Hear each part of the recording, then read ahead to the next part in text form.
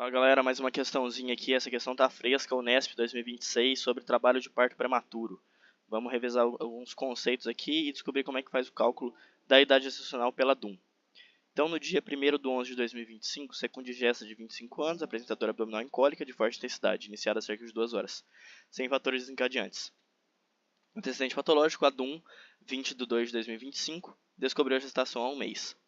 Exame físico, BEG, pressão está boa, frequência boa, útero gravídico, altura uterina de 32 centímetros. Isso aqui já pode ser um indicativo de prematuridade. Por quê? A partir da 20ª semana, o feto está na cicatriz umbilical da mãe, certo? Conforme cada semana passa, ele vai crescendo 1 centímetro. Então, 21 está 21 centímetros, 22, 22. Então, aqui poderia dizer que está em 32 centímetros o feto.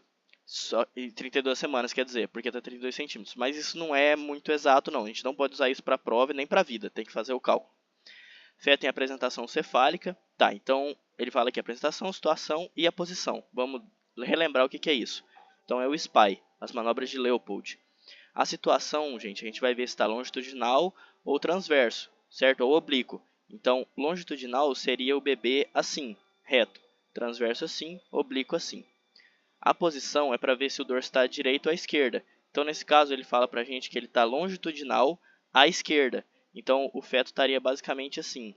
E ele fala que está cefálico, né? Então, ele estaria longitudinal, a situação dele. Então, ele está assim, com o dorso à esquerda, a esquerda da mãe, tá? Então, ele vai estar assim, com os pezinhos aqui e a mãozinha assim, certo? Ele vai estar assim, basicamente. E cefálico, que o polo cefálico está para baixo, tá? A apresentação é para a gente ver justamente isso. Ela pode ser cefálica, pode ser pélvica ou pode ser córmica. Então, a pélvica é quando o pé está para baixo, a córmica é quando está o ombro dele para... Tipo, ele está na transversal, sabe? Se ele estiver na transversal, a gente consegue palpar o ombro dele e ele tá, a gente chama córmica. Se longitudinal é assim, a cefálica é assim, a pélvica é com os pés para baixo. Então, nesse caso, ele está desse jeito aqui dentro do útero da mãe, certo? Prosseguindo, essas são as manobras de Leopold, tá? Tem que saber também. E a última, né, insinuação, é para saber se o diâmetro biparietal, ou seja, o diâmetro aqui da cabeça do feto, passou pelo estreito superior da pelve da mãe. Que é o estreito superior? É a borda, a sínfise púbica, né, borda superior da sínfise púbica, até o promontório do sacro, que é uma partezinha que fica aqui no sacro aqui da mulher. Tá?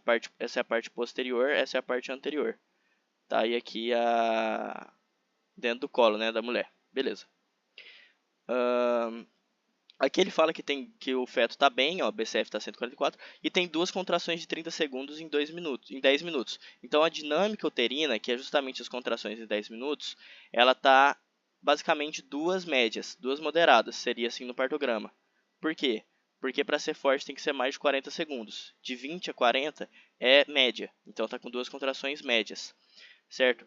Para diagnóstico de trabalho de parto mesmo, assim, a gente precisaria de 2 a 3 médias a fortes, tá?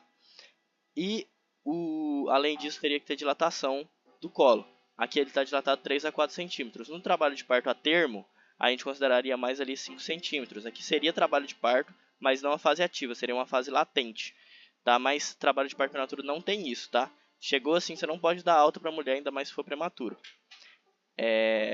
Aí o toque vaginal, o colo está centralizado, isso significa, no índice de Bishop, que já está prestes a nascer, o colo começa a ficar centralizado. Normalmente ele fica posterior quando não está em trabalho de parto.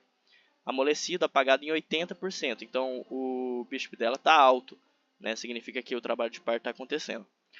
Aí ele pergunta a conduta. Primeiro a gente tem que calcular, gente, quantas semanas que essa mulher tem. Ele não deu isso pra gente na questão, então vamos calcular a idade gestacional a partir da DUM. Como que a gente faz isso? Se você pegar a sua mão, você tem umas protuberâncias ósseas assim. Certo? Fica com a mão fechada, você tem umas protuberâncias ósseas bem assim. O que você vai fazer?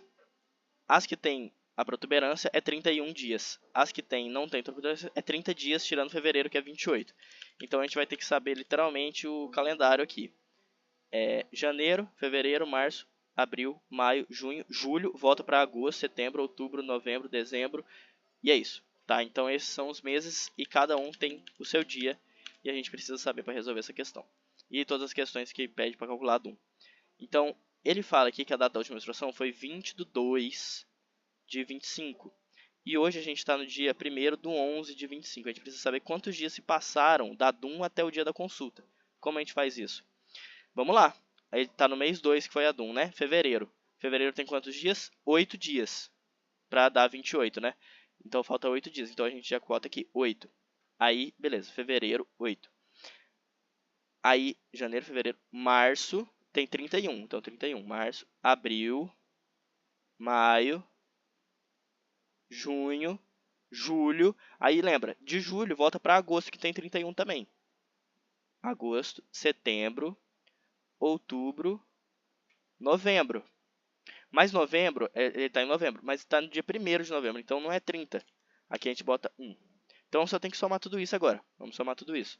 Então, 30, 60, 90, 120, 150, 180, 210, 240, certo? 240 mais 5, 245, porque tem 1, 2, 3, 4, 5. 245 mais 8, 253, 254. Então, 254 dias se passaram da DUM até o dia da consulta. Agora a gente tem que dividir esse número, 254, dividido por quê? Por 7, para saber quantas semanas se passaram. Então aqui a gente tem 3, 21, 4, né? Aí 44, porque desce o outro. E aí é 6, né? 6, 42. Beleza, aí 42 menos 44 menos 42 dá 2. Então sobra o 2, né? Resta o 2. E aí o que você vai fazer com essa conta? Significa que 36, os que dão aqui embaixo, é 36 semanas, e os que sobra é dias. Então 36 semanas e 2 dias é a idade de gestação dessa mulher. Ou seja, tem mais de 34 semanas. Ou seja, é prematuro tardio.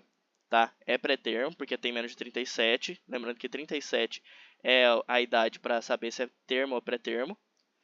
Se for maior que 37, é a termo. Se for menor, é pré-termo. E aqui ele é pré-termo tardio, porque é 36 e 2.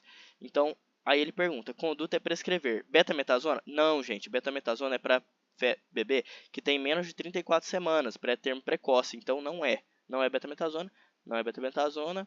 Aqui ele fala que é para fazer profilaxia para estreptococcus grupo B. O estreptococcus grupo B, a gente tem que fazer a pesquisa dele entre 35 a 37 semanas, para saber se a mulher tem ou não, para a gente fazer penicilina intraparto, tá? Como não foi feito, seria justo fazer a profilaxia aqui, tá? E realmente tem que fazer, porque tipo assim, ela tem 36, não falou aqui se foi feito, ela descobriu tem um mês, não falou se foi feito o swab de Streptococcus grupo B, ele tem muito risco para sepsis neonatal, então é